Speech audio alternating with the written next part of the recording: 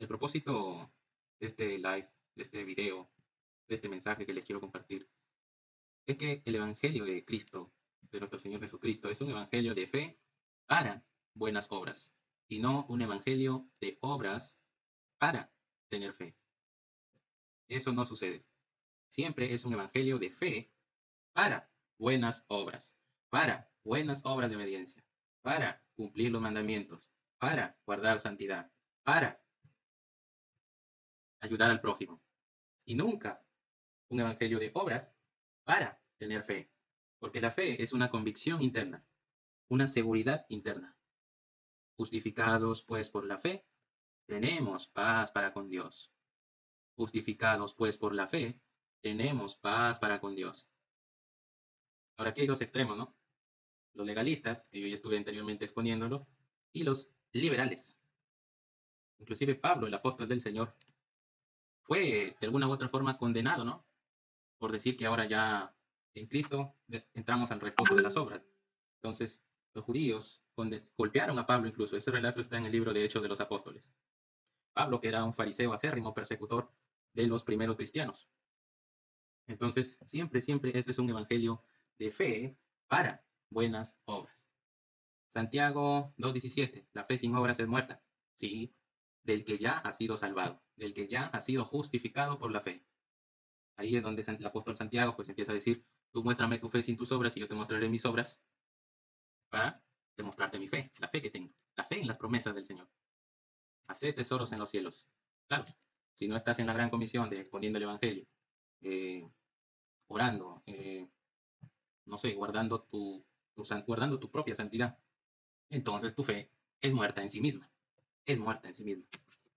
Pero esa es una fe del que ya ha sido salvado.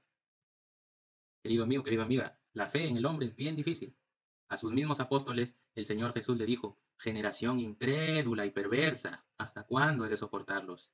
¿Hasta cuándo he de estar con vosotros? Esto sucede en el contexto de que un hombre se le acercó y le dijo, Señor, tus apóstoles, tus discípulos no pudieron expulsar el espíritu inmundo de mi hijo. Y ahí el Señor le dice, generación incrédula y perversa. Pero ellos ya eran salvos, ya creían en el Señor Jesucristo. A sus propios apóstoles el Señor los trató así. Generación incrédula y perversa. ¿Hasta cuándo he de soportaros? ¿Hasta cuándo he de estar con vosotros? Entonces, la fe es para buenas obras y no las obras para demostrar que tienes fe. Todo lo contrario. La fe en las promesas del Señor producen buenas obras. Y la fe para salvación es de otro tipo. Es la convicción interna. El ser humano deposita su confianza plena en la salvación que el Señor Jesucristo ya consumó hace más de 2000 años en la cruz del Calvario. Eso es lo que no pueden comprender el mundo evangélico, el mundo católico. Ellos, de cierta manera, todavía están dependiendo de sus buenas obras para ir al cielo, de ellos mismos. ¿Creen en el Señor Jesucristo? Sí, sí, sí.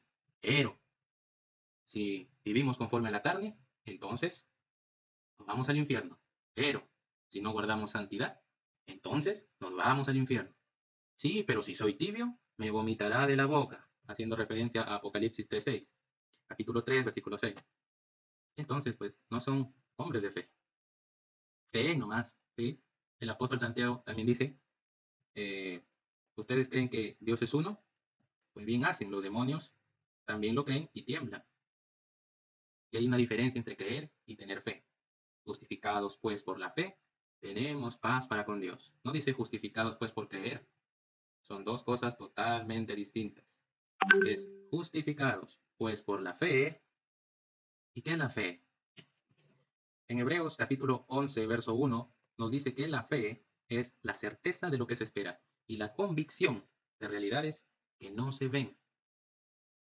Entonces, la fe para salvación es una convicción interna, certeza de lo que se espera. Y la fe que hay que depositar para buenas obras, para, digamos, tener las promesas del Señor, ¿no? En mi nombre, pues sanarán enfermos, echarán fuera demonios. En mi nombre, eh, harán muchas cosas. Todo lo que pidan en oración, yo lo haré, para que glorifiquen al Padre en el Hijo. Esa es la fe que el ya salvado tiene que depositar en esas promesas También tener plena confianza y seguridad en Dios, que el Dios las va a cumplir en su momento. Mira, y te voy a demostrar que hay gente que tiene fe en las promesas del Señor, pero no es salva. Con la Biblia te voy a demostrar que hay gente que deposita su fe en Dios para obtener algo de Él, no sé, una sanación, un milagro, ¿no? Pero no es salva. Y el Señor lo hace por misericordia, porque se compadece de nosotros. Déjenme buscar la parábola de la mujer sirofenicia. Bueno, no es una parábola, es un hecho. Esa está en Mateo 7, capítulo 24 al 30. Ahí nos cuenta, perdón, en Marcos 7, capítulo 24, capítulo 7, verso 24 al 30. La fe de una mujer sirofenicia. O sea que en el antiguo pacto, para entrar a formar parte del pueblo de Dios, se entraba por la circuncisión en la carne. Esta mujer era sirofenicia, o sea, era una mujer gentil, que nada que ver con el pueblo de Israel. Pero ella había oído de Dios. Entonces, de alguna u otra forma, llegó hasta donde estaba él, con la comitiva de discípulos que tenía, y le dijo, ¿no? Que su hija tenía un demonio, que lo expulsara. Mas el Señor no la escuchó. No la escuchó. Fueron hasta 3 veces que no la escuchó. Primero pasó de largo. En la segunda le dijo a sus discípulos, eh, no he venido yo al pueblo de extranjeros, sino solo a las ovejas perdidas de la casa de Israel. Y en la tercera vez le dijo directamente a la mujer Fenicia. Le dijo lo que les acabo de decir, ¿no? Que no es bueno que los perrillos coman de la mesa de los hijos. Y la mujer le respondió, sí, señor, pero hasta los perrillos comen de las migajas que caen de la mesa de los hijos. Y ahí el Señor le responde, oh, mujer, grande, grande es tu fe. Eso está mejor detallado, creo, o sea, en el libro de Marcos está, pero se menciona muy ligeramente, ¿no?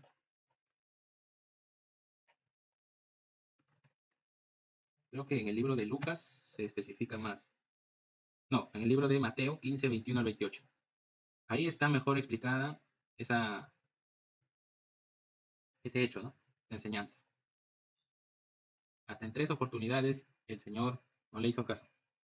Y en la tercera, cuando le responde esto la mujer al Señor, le dice, Señor, sí, pero hasta los perrillos comen de las migajas que caen de la mesa de los hijos.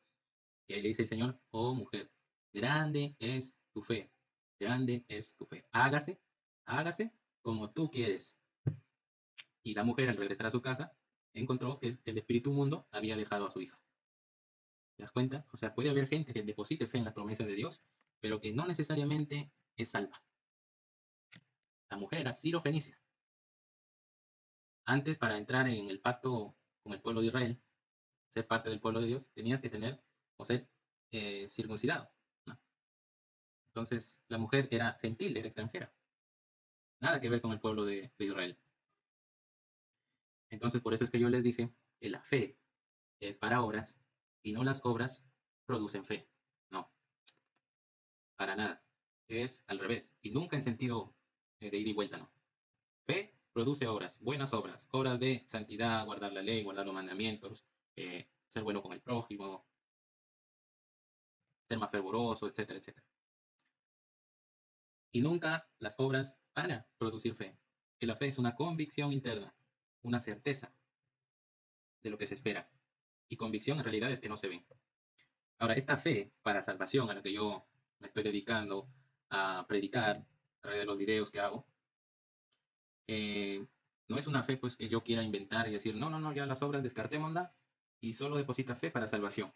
No es una, no es algo que yo quiera creer porque así lo quiera creer, sino porque está fundamentado con Biblia. Está fundamentado. Si vamos a 2 Corintios, capítulo 5, verso 19, veremos que esa convicción está fundamentada bíblicamente. No es algo que yo quiera creer porque se me antoje. Dice que Dios estaba en Cristo reconciliando consigo el mundo, no tomándoles en cuenta a los hombres sus pecados. Y nos encargó a nosotros, ¿no?, a los apóstoles, la palabra de reconciliación. Entonces Dios estaba en Cristo reconciliando al mundo, no tomándoles en cuenta a los hombres sus pecados. Para justificarlos, Dios no te está tomando en cuenta sus pecados, ni los tuyos ni los míos, en ninguna forma. Vamos a Tito 3:5. Tito 3:5. Nos salvó.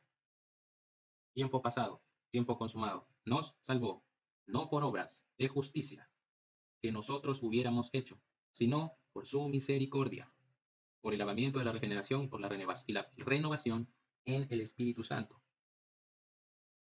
¿Se dan cuenta? Para justificarnos, Dios no nos está tomando en cuenta nuestros pecados, ni nuestras obras de justicia. Lo único que nos toma en cuenta es nuestra fe, nuestra convicción interna. Saber para dónde vamos al morir. Dice en su palabra, el que anda en tinieblas no sabe a dónde va. El que anda en tinieblas no sabe a dónde va. Yo he venido, yo la luz, dice, yo la luz he venido a dar vida y vida en abundancia. Entonces, el que anda en tinieblas es el que no sabe para dónde va. O sea, dice, ¿tú dónde vas? No sé, venceremos. Estamos perseverando. No sabe a dónde va. Y estoy hablando del mundo cristiano, ¿eh? Ya ni hablemos de los que nunca se vinculan con Cristo. El que sabe a dónde va, el que no sabe, el que anda en tinieblas, no sabe a dónde va. Nieblas en su corazón. No sabe a dónde va. Yo la luz he venido a dar vida y vida en abundancia. Y esta vida está en el Hijo. El que tiene la vida, el que tiene el Hijo, tiene la vida. El que no tiene el Hijo, no la tiene. No es de él. No es de él. Y tanto en el mundo católico como en el mundo evangélico, hay mucha gente que no sabe a dónde va. Dice, estamos perseverando hasta el fin. Estamos ahí, hermanito. Estamos luchando. O sea que están dependiendo de sí mismos, de sus obras, para ser salvos, para ser escogidos por Dios. Como si Dios les estuviera tomando en cuenta algo al hombre para justificarlo y lo salva. Jehová salva, dice. Y en ningún otro hay salvación. Hechos 4:12. Porque no hay otro nombre debajo del cielo dado a los hombres en quien podamos ser salvos. No lo logran comprender. Y creen que Dios les está tomando en cuenta su comportamiento moral para justificarlos. Y no es así, querido amigo. No es así. Ni antes ni después. En ningún momento Dios toma en cuenta el comportamiento moral del hombre para justificarlo. Según de Corintios 5, capítulo 5, verso 19. Que Dios estaba en Cristo reconciliando al mundo, no tomándoles en cuenta a los hombres sus pecados. Tito, capítulo 3, verso 5. Nos salvó, no por obras de justicia que nosotros hubiéramos hecho, sino por su misericordia. ¿Qué es misericordia? Misericordia es tener compasión de alguien, de una persona, de un animalito, en este caso en el Evangelio, de los otros, de los seres humanos. Sabiendo Dios que ninguno puede cumplir su ley moral, nos rescata así, por misericordia, por gracia, por dádiva. Es un regalo. Eso es lo que yo estoy tratando de convencerlos a través de mis videos. Ya te la dio, es un regalo. Créelo con todo tu corazón y con toda tu mente. Pero para que llegues a vencer la incredulidad de tu corazón, tienes que arrepentirte, amigo. Ahora, en el mundo cristiano se dice, arrepiéntete de tus pecados. Cambia de vida. Si antes tomabas, si antes fumabas, si antes te gustaba andar de mujer en mujer, ya no lo hagas. Arrepiéntete. No, Señor. No, no, querido amigo, querido amiga. El arrepentimiento que está demandando el Señor es de los pensamientos. En Marcos 1:15 dice, arrepentíos a secas. Arrepentíos. Y creer en el Evangelio. ¿Arrepentido de qué? El arrepentimiento es un reconocimiento de lo que somos y seremos hasta nuestro último suspiro, hasta nuestro último día de vida. Siempre seremos, siempre, en presente continuo seremos pecadores.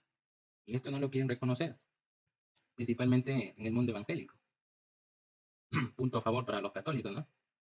Porque los católicos por algo tienen los confesionarios donde se pueden ir confesando delante de un sacerdote católico. Pero pueden creer que hay algún grupo, no digo que todos, pero algún grupo del mundo evangélico, ellos dicen, yo ya no peco más, dejé el mundo atrás y ahora sirvo a Cristo. ¿Mm? ¿Pueden creer que entienden eso ellos?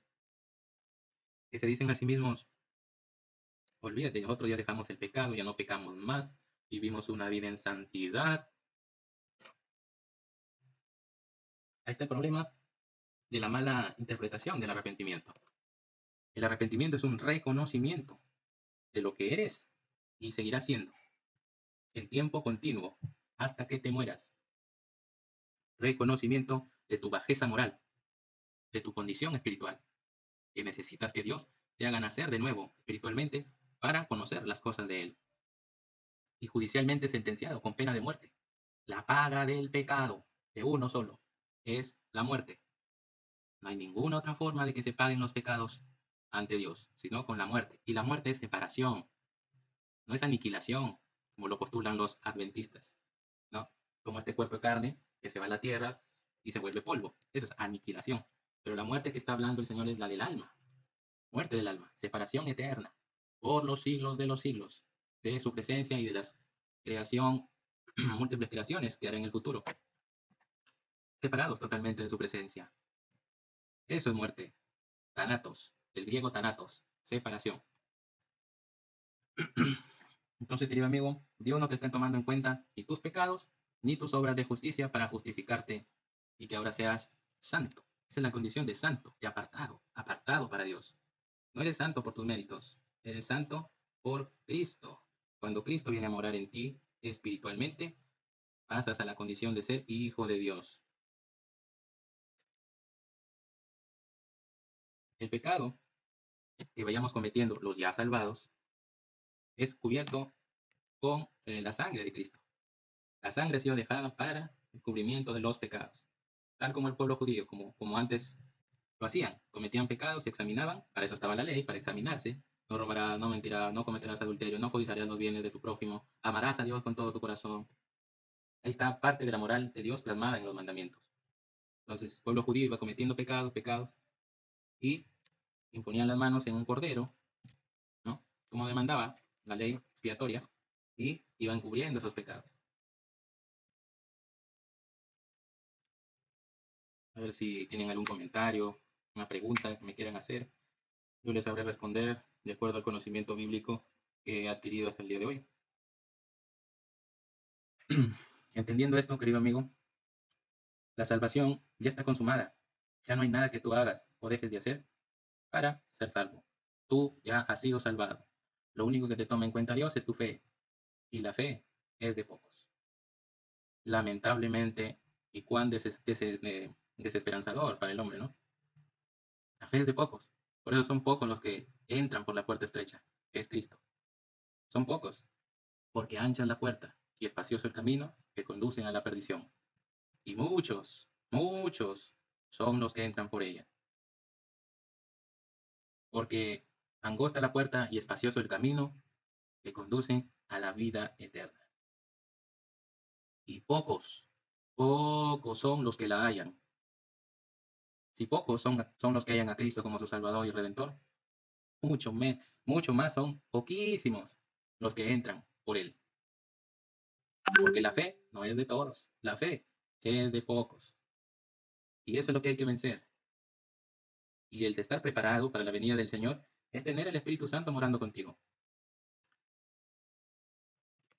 Y no tu santidad, y no tu obediencia, y no tus propias justicias. El estar preparado para la venida de Cristo es tener el aceite, el Espíritu Santo contigo adentro, que fue depositado en los creyentes verdaderos en Cristo, en arras de la posesión adquirida, que es ser hijo de Dios. Ahora, en comparación con el mundo religioso, que dice que, bueno, sí, pues nosotros tenemos el Espíritu Santo, que no nos ves aquí predicando, que no nos ves aquí guardando santidad, que no nos ves aquí siendo fervorosos. Venceremos, dicen ellos, venceremos. Aún no hemos vencido, dicen. No, aún no. ¿Cómo puedes decir salvo, siempre salvo? No, es una mentira del diablo, todavía dicen. Mira, mira lo que dicen. Salvo, siempre salvo, mentira del diablo. O sea, que la Biblia no es de Dios, no es inspirada por el Espíritu Santo. ¿Ves cómo se revelan a la verdad bíblica? Algunos lo hacen por ignorancia. Sí, es lamentable. Y algunos otros no, lo hacen sabiendo, pero de alguna u otra forma quieren mantener esclavizados a sus devotos, a sus fieles. ¿Se dan cuenta? La seguridad de la salvación es bíblica. Les he dado dos versículos para los que se conectan recién. Segunda carta a los Corintios, capítulo 5, verso 19. Carta del apóstol Pablo a Tito, capítulo 3, verso 5. ¿Qué nos dicen estos versículos? El primero nos dice que Cristo, que Dios estaba en Cristo reconciliando al mundo, no tomándoles en cuenta a los hombres sus pecados.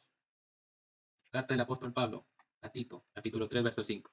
Nos salvó, no tomándonos en cuenta nuestras obras de justicia que hubiéramos hecho, sino por misericordia. Fuimos salvados por misericordia. Misericordia es que el Señor se compadece de nosotros. Una raza caída, una raza moralmente corrompida, que no puede cumplir al 100% con las demandas que tiene Él. Y la configuración de un pecado es la muerte. Pena de muerte por un pecado. Una mentira, un enojo, que son los pecados, digamos, más comunes que un hombre va cometiendo a diario. Por lo menos un enojo. ¿Quién no se ha enojado con su prójimo por alguna cosa u otra? Entonces todos los hombres vamos adquiriendo o vamos cometiendo pecados diariamente. No es solo cometer pecado cuando atentamos contra la ley del Señor expresada en las 10 ordenanzas que todos conocemos. También es cometer pecado cuando sabemos hacer lo bueno y no lo hacemos. El que sabe hacer lo bueno y no lo hace, comete pecado. También cometemos pecado eh, eh, por saber hacer lo bueno y no lo hace, por omisión, eh, de pensamiento.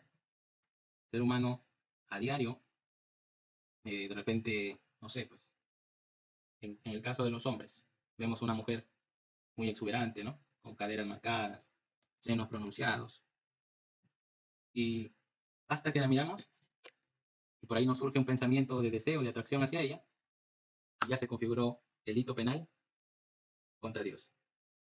Oísteis que fue dicho en la ley, no cometerás adulterio, mas yo os digo que cualquiera que mirare a una mujer para desearla, ya cometió pecado, ya es reo de juicio. Entonces hay que ser muy negacionistas para admitir esta realidad. Que día con día, tanto hombres como mujeres, vamos a ir cometiendo pecados.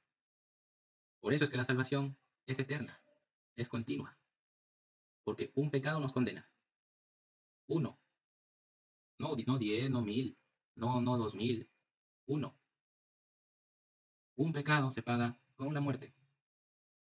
Así que, querido amigo, por eso es que la salvación que nos da Cristo expresado en su palabra, el que oye mi palabra y cree, tiene vida eterna. Y a juicio ya no viene. Es una acción pasiva. Oye, cree, cree, cree, tiene al instante. Porque, quién sabe, en unas horas, en unos minutos, vas viajando en un taxi, en un carro, tiene un accidente y te mueres. ¿Dónde están tus obras? ¿Dónde intervienen tus obras? En ningún momento. Oye mi palabra, cree, de aquí para acá, el corazón, tiene, tiene vida eterna. Y a juicio ya no viene. El apóstol Pablo, frente a los que se oponían a este evangelio, les dice, pero si los que se oponen, pero si los que se está oculto este evangelio, nuestro evangelio, para su propia perdición les está oculto. ¿Sí? Y esto a voluntad del Dios de este siglo. Satanás les tiene vendados los ojos para que no vean la realidad bíblica que se expresa en la palabra de Dios a través de sus profetas y apóstoles. Pero si nuestro evangelio está cubierto, para su propia perdición les está encubierto. Y también dice el apóstol Pablo, en el día en que los secretos de los hombres serán juzgados conforme a mi evangelio. Conforme a mi evangelio. El evangelio es un anuncio específico, querido amigo. Está en 1 Corintios, capítulo 15, versos del 3 al 4. Que Cristo murió por nuestros pecados conforme a las Escrituras, que ha sido sepultado y resucitado conforme a las Escrituras. Entonces, lo que tú debes creer es esto: que Cristo murió por tus pecados, por todos, y así te salvó. Así te rescató para vida eterna. Si tú no crees esta realidad, que ya te salvó y que ahora no tienes que hacer nada más, ni dejar el pecado, ni hacer buenas obras de justicia, nada, nada. Créelo, así. Esto es evangelio, estas son buenas nuevas. El Espíritu mismo va a hacer el trabajo de regenerarte, de cambiarte. Si antes eras un borracho, poco a poco va a ir trabajando para que tú vayas dejando ese vicio. Si antes estabas en las drogas, poco a poco te va a ir regenerando para que tú hagas buenas obras. Eh, ¿Qué les iba a decir? A ver, la salvación no es algo que depende de uno mismo. Si dependiera de uno mismo, la terminaría perdiendo. Eso sí es seguro. La salvación la terminaríamos perdiendo.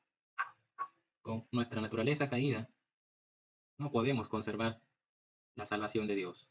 Por eso es que Dios dejó el Espíritu Santo en aras de la posición adquirida, para que tú te entiendas salvo y ahora compre más fe en su palabra. Padre, santifícalos en tu palabra. Compra más fe en la Biblia y el Espíritu hará el trabajo de regeneración a través de la palabra de Dios. La regeneración viene después, no antes.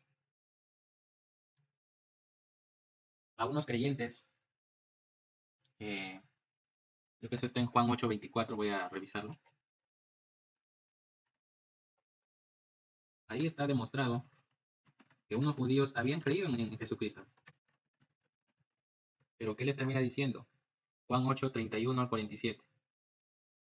Te invito a leer esa reflexión, ¿no? Jesús les dijo a algunos judíos que habían creído en él: si ustedes obedecen mis enseñanzas, serán verdaderamente mis discípulos y conocerán la verdad, y la verdad los hará libres. El apóstol Pablo dijo: todo me es lícito. Penalmente, todo me es lícito. Yo puedo robar, matar, acostarme con prostitutas, ser un bebedor de alcohol, ser fumador, borracho, mujeriego. Todo me es lícito. Pero no todo me conviene. Pero no todo edifica. Entonces, si tú vas a andar conforme a la carne, a los designios de tu carne, ahí va a venir la disciplina del Padre. ¿Sí? Inclusive, la más fuerte es que te castigue con la muerte, pero la muerte de tu cuerpo físico, y ya no la del alma, y ya no la del alma. Penalmente, todo me es lícito. Sigamos con la enseñanza de Juan 8, capítulo 8, versículo 31 al 47. A unos judíos que habían creído. Creer no es lo mismo que tener fe. Creer no es lo mismo que tener fe. Y luego les termina diciendo: mira esto. Si en verdad Dios fuera su Padre, ustedes me amarían, porque yo vengo del cielo donde está Dios. Yo no vine por propia cuenta, sino que Dios me envió. Ustedes no pueden entender lo que les digo, porque no les gusta escuchar mi mensaje. O sea, no pueden entender las cosas de Dios porque están muertos espiritualmente. Necesitan nacer de nuevo. El Padre de ustedes, mira lo que les dijo a los judíos que habían creído en Él. Así también, cristiano, que crees en Cristo. Mira lo que les dice. El Padre de ustedes es el diablo, y ustedes tratan de hacer lo que Él quiere, lo que el diablo quiere. El diablo ha sido un asesino y mentiroso, gran mentiroso. Todo lo que dice son solo mentiras y hace que las personas mientan. Por eso ustedes no pueden creer que digo la verdad. ¿Quién de ustedes puede acusarme de haber hecho algo malo? Y si digo la verdad, ¿por qué no me creen? Los hijos de Dios escuchan con atención todo lo que Dios dice, pero ustedes no le ponen atención porque no son sus hijos. O sea, los judíos que habían creído en Cristo les dijo: ustedes son hijos del diablo. Muy fuerte esa enseñanza, querido amigo. Así te digo yo ahora, cristiano, tú que has creído en Cristo, que has creído, pero no por fe, sino que estás dependiendo de tus obras de justicia, que estás dependiendo de lo bueno que seas para ir al cielo, que estás dependiendo de tu fervor, de tu amor por Dios en las congregaciones, para ser salvo. Eso es lo que te responde el Señor. Ustedes son hijos del diablo. ¿Mm? Vosotros sois hijos del diablo, porque el diablo ha sido un homicida y gran mentiroso desde el principio. Y ustedes, cristianos, que están dependiendo de sus obras, y ustedes son mentirosos y enseñan a mentir a los demás, porque ustedes no pueden creer esta verdad. Salvo, siempre salvo. Seguridad en Cristo. Ajá, así es, querido amigo. Si tú estás dependiendo de tus obras o estás asistiendo a una congregación legalista que te dice, si no guardas los mandamientos, entonces te vas al infierno. Si vives una vida en la carne, te vas al infierno. Si no guardas santidad, te vas al infierno. Si eres un tibio, te vas al infierno. Vosotros sois hijos del diablo, porque el diablo es un gran mentiroso y homicida desde el principio. ¿Por qué no pueden creer mis palabras? Porque no pueden. Necesitan nacer de nuevo para comprender la seguridad de salvación. Necesitan ser inmersos en el Espíritu Santo para comprender el alto precio que pagó nuestro Dios para salvarnos y rescatarnos de las garras del infierno, del Hades y de la muerte. Os es necesario nacer de nuevo. Nicodemo, os es necesario nacer de nuevo. Quien no naciere del agua y del Espíritu no puede ver el reino de Dios. ¿Os damos cuenta? Esto es lo que hay que vencer. Déjenme ver por acá. Esto es lo que hay que vencer. La incredulidad del corazón. La incredulidad del corazón. Si usted no vence la incredulidad del corazón, nunca Dios lo va a justificar. Nunca. Nunca. Y por tanto usted está excepto del Espíritu de Cristo. Excepto del Espíritu de Dios. Si no tiene el Espíritu, entonces su nombre será borrado del libro de la vida. ¿Se dan cuenta? Es necesario que usted tenga el Espíritu de Dios morando con usted. Y tu nombre no será borrado del libro de la vida. Su nombre no será borrado porque usted ha cumplido con las dos demandas de Marcos 1:15 y 1 de Corintios capítulo 15, verso de 3 al 4. Y esto parece fácil, pero no lo es. No lo es, querido amigo. Tiene que oír mucha palabra de Dios. Y para que lo crea, tiene que arrepentirse primero. Creer que moralmente yo estoy moralmente corrompido, espiritualmente muerto y judicialmente con sentencia de muerte al lago de fuego. Y ya estoy liquidado. Y ya está. No tengo que hacer nada. Segunda de Corintios, capítulo 5, verso 19. Que Dios estaba en Cristo reconciliando el mundo, no tomándoles en cuenta a los hombres sus pecados. Tito 3:5. Nos salvó, no por obras de justicia que nosotros hubiéramos hecho, sino por su misericordia. Misericordia es dar algo a alguien que por compasión, porque lo amo, porque te amo, te perdono. No me des nada, solo cree que ya te salvé. Esto es lo que está pidiendo Dios a los hombres, que le crean a Él, que ya nos dio vida eterna. ¿Lo crees? No sé que yo ahora puedo matar, robar, acostarme con prostitutas.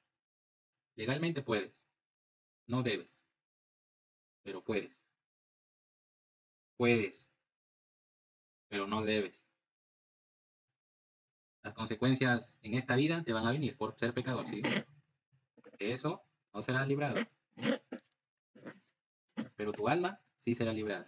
Si tú te mueres sabiendo con certeza que Dios es tu Salvador y Dios, al encontrarte fe, deposita su Espíritu Santo en ti, te hace nacer de nuevo, entonces legalmente ya no vas a juicio. Has sido redimido, lavado y santificado en Cristo. Legalmente puedes, pero no debes. O sea, es entrar en contradicción, pues, ¿no? Si yo te estoy enseñando un evangelio de Dios y te enseño a pecar, pues algo no cuadra, ¿no? Legalmente puedes, pero no debes. Puedes, todo me es lícito, pero no todo conviene, no todo edifica. Te van a venir las consecuencias por ser borracho, andar en drogas, acostarte con prostitutas. Te van a venir las consecuencias en este mundo. Pero después de muerto, serás salvo. Dice, si pensamos en pecar luego de creer, significa que no nos hemos arrepentido. Es que, a ver, Dicio, buena pregunta. Si pensamos en pecar luego de creer, significa que no nos hemos... No, es que ahí está el problema. Ese es el mundo evangélico. Eso es lo que yo estaba comentando del mundo evangélico. Es más, los calvinistas postulan esto, ¿no? Entonces, si alguien peca, significa que nunca fue verdaderamente salvado. O sea, que es un evangelio de obras. Y esto no es así. Por eso el arrepentimiento es un reconocimiento de lo que somos. Pecadores, inmundos y perversos. Siempre transgrediremos la ley de Dios. Siempre. Siempre somos transgresores de la ley. Y ese es el arrepentimiento. Un reconocimiento de lo que eres. Y serás. El Señor Jesucristo en Lucas capítulo 13, verso del 1 al 5 dice, voy a resumirlo con el versículo 5. Le dijo a unos que estaban por ahí, le dijeron, mira lo que hizo Pilato con aquellos galileos. Y el Señor Jesús le dijo, ¿pensáis que estos galileos eran más pecadores que todos los galileos? ¿Eso pensáis? Mas yo os digo, no. Si no os arrepentís, si no cambias esa forma de pensar, todos pereceréis igualmente. O sea, la naturaleza pecaminosa está en nosotros, mora en nosotros. Bueno, está en nuestros miembros. Siempre vamos a pecar o de pensamiento, o de palabra, o de obra, o por omisión. Siempre, siempre, siempre, siempre. A diferencia de un impío y un inicuo que esté en el camino ancho, pecando todo lo que quiera, sin ningún freno, sin ningún castigo de Dios, porque el castigo lo recibirá en el lago de fuego. A diferencia de un salvado por Cristo, justificado en Cristo, y peca, pero peca con cierto, o sea, después de pecar siente tristeza, ¿no? O sea, está fallando tu Señor. Hay culpa ahí. Este es el impío, no.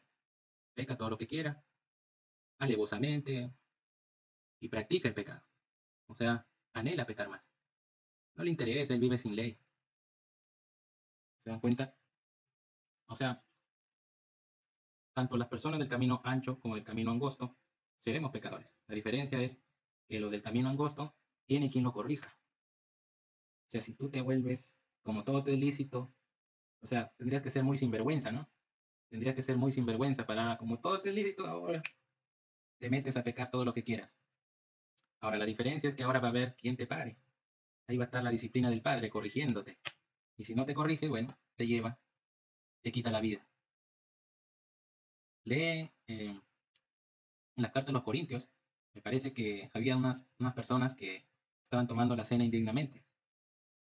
Entonces, pecaban alevosamente. Algunos yacían enfermos y otros ya dormían. O sea, el Señor se los había llevado. Les había quitado la vida. No querían enmendarse ni corregir sus errores. Bueno, sus pecados. Entonces, pena máxima. Pero, como dice el apóstol Pablo, la cual, o sea, la carne sea entregada a Satanás, ¿no? Y para preservación del alma para el día del Señor. Entonces, el alma se va con el Señor y el cuerpo se queda en la tierra, ¿no? En el Sheol. O sea, tu alma te preserva, pero si eres muy sinvergüenza para seguir pecando alevosamente, una vez que ya hiciste efectiva la salvación, entonces pues se te quita la vida. Y si no, bueno, si te enmiendas, corriges, cambias tu parecer, te alejas del pecado, entonces ahí pues te vas reconociendo. Dice, Señor, mira, hoy vas confesando, ¿no? No, la primera carta de Juan, si confesamos nuestros pecados, que Él es fiel y justo para perdonar. Señor, cometí esto. Muy bien. Y nunca más me acordaré de sus pecados y transgresiones. Promesa de Dios. Nunca más me acordaré de sus pecados y transgresiones. Señor sabe que no lo vamos a cumplir. Por lo menos no en un 100%, como lo demanda Dios.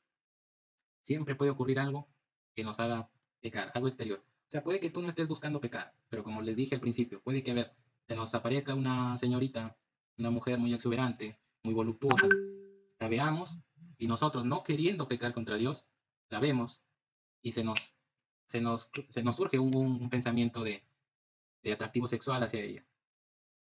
Ya pecamos, ya se configuró delito. ¿Se dan cuenta? Por eso es que la salvación es eterna. La carta de Juan también le dice a los ya salvados, le dice, si decimos que no tenemos pecado, a Dios hacemos mentiroso y la verdad no está en nosotros. ¿Se dan cuenta? Los salvados van a continuar pecando. La diferencia es que ahora tienen a Dios como Padre que los va a corregir. A diferencia de un impío y un inicuo que no ha dejado sus pensamientos, ¿no? Sigue pecando, no hay quien lo pare, sigue practicando el pecado, lo disfruta, no hay arrepentimiento, no hay remordimiento, sigue pecando, sigue matando, violando, secuestrando. ¿Se han preguntado por qué hay extorsionadores, ¿no? Que siguen en sus delitos y nadie los para? Siguen asesinando más y ellos tranquilos. ¿Se dan cuenta? Porque no hay un padre que los corrige, pues. No hay un padre que los corrige. Ellos, si se mueren en esa condición, sin arrepentimiento, o sea, sin reconocerse lo que son, ni creer en el Evangelio, morirán en sus delitos y pecados. Por eso el Señor Jesucristo dijo, si no creéis que yo soy tu Salvador, en vuestros delitos y pecados moriréis. O sea, claro que hay que dejar el pecado, pues amigo, eso es obvio. Si tú te conviertes a Cristo, es obvio que tienes que también alejarte del pecado y aprender de la palabra de Dios para adquirir más santidad, para adquirir más conocimiento de Dios. Eso es lo que Dios quiere también, que lo conozcamos a Él a través de su palabra. Todo eso es obvio.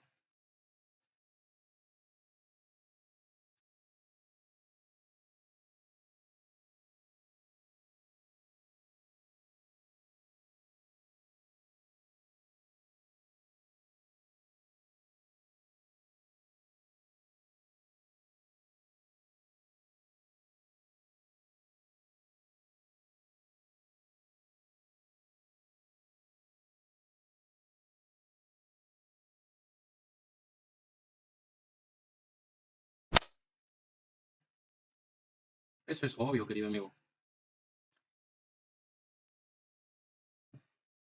El pecado está en nosotros, la ley del pecado que está en nuestros miembros. Revisa ese video que está en mi canal. El bautizo que ahora nos salva es el del Espíritu Santo. No nos quita las inmundicias de la carne.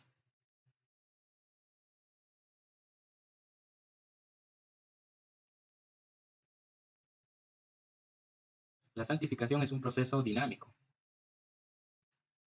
Es un proceso que Dios hace en el salvado. Cuando el salvado se mantiene en la palabra de Dios. Porque si no, pues, si no se santifica, puede que el salvado cometa muchos más pecados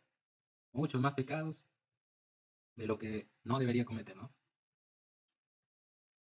Debería estar al contrario en la obra del Señor. Ya que es salvo, ahora pues debería traer más fruto, más gente salvada para el Señor. ¿Y cómo lo va a hacer? Orando, leyendo su palabra, eh, compartiendo el Evangelio.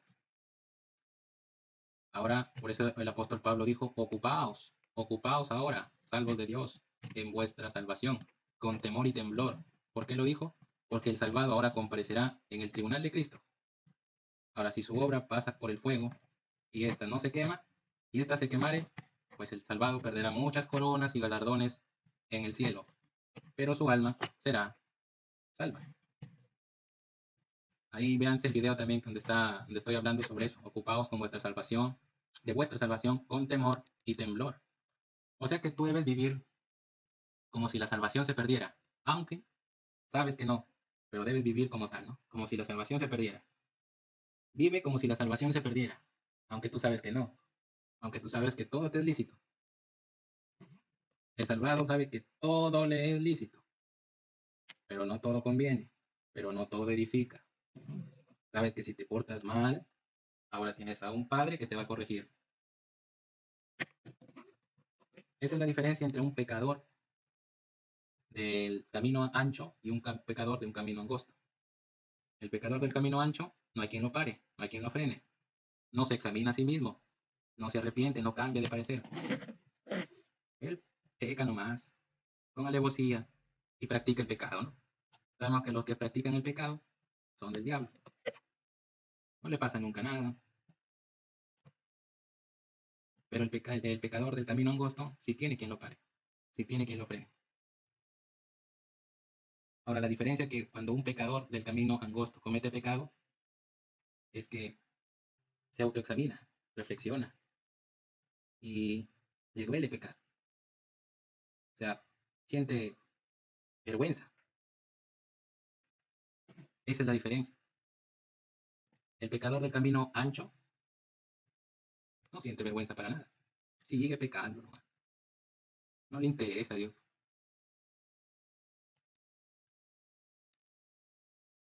Es más,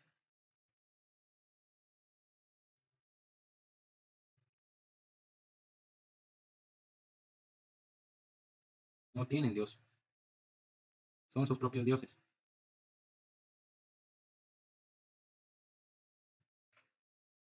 Bueno, si no hay más preguntas por aquí, voy a dar por finalizado este live. Espero que les haya servido esta prédica, esta enseñanza, para que entiendan, cristianos, que ya son salvos. En el momento que se han reconocido pecadores, en el momento que se han reconocido espiritualmente muertos, que necesitan que Dios les haga nacer su espíritu, en el momento en que se han reconocido que judicialmente ya no hay nada que ustedes hagan o dejen de hacer para ser salvos, y en el momento que han creído en el Evangelio, fueron sellados con el espíritu de la promesa, de la posición adquirida.